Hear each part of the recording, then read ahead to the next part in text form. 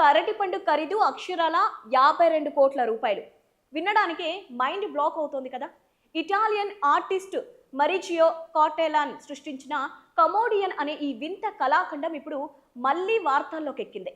ఎందుకంటే ఈ 52 కోట్ల అరటిపండు చోరీకి గురైంది. ఫ్రాన్స్ మ్యూజియంలో ప్రదర్శనకు ఉంచిన ఈ అరటిపండును ఎవరో నైస్ గా కొట్టేశారు. గతంలో కొందరు దీన్ని తిన్నప్పుడు మ్యూజియం లైట్ తీసుకుంది. కానీ ఈసారి దొంగతనం చేసిన వ్యక్తి ఎవరో తెలియకపోవడంతో ఆర్ట్ను అవమానించారంటూ మ్యూజియం యాజమాన్యం ఏకంగా పోలీసులకు క్రిమినల్ ఫిర్యాదు చేసింది. అయితే ట్విస్ట్ ఏంటంటే మ్యూజియం సిబ్బంది వెంటనే ఆ ప్లేస్ లో మరో అరటి పండును అంటించేశారు. ఆ ఆర్ట్ కు ఒక విచిత్రమైన చరిత్ర ఉంది. 2019లో ఒక ఆర్టిస్ట్, 2023లో ఒక స్టూడెంట్ దీనిని తినేశారు. ఇక 2024లో China crypto billionaire Justin Sun ఈ ఆర్ట్ 52 కోట్లకు వేలల్లో దక్కించుకొని ప్రెస్ మీట్ పెట్టి మరీ ఆ అరటి పండును తినేశాడు. నిజానికి ఈ ఆర్ట్ విలువ అరటి పండులో లేదు, దానికున్న అఫీషియల్ సర్టిఫికెట్లోనే ఉంది. ఆర్ట్ మార్కెట్లో డబ్బు పిచ్చిని వ్యంగ్యంగా ప్రశ్నించడమే దీని ఉద్దేశం.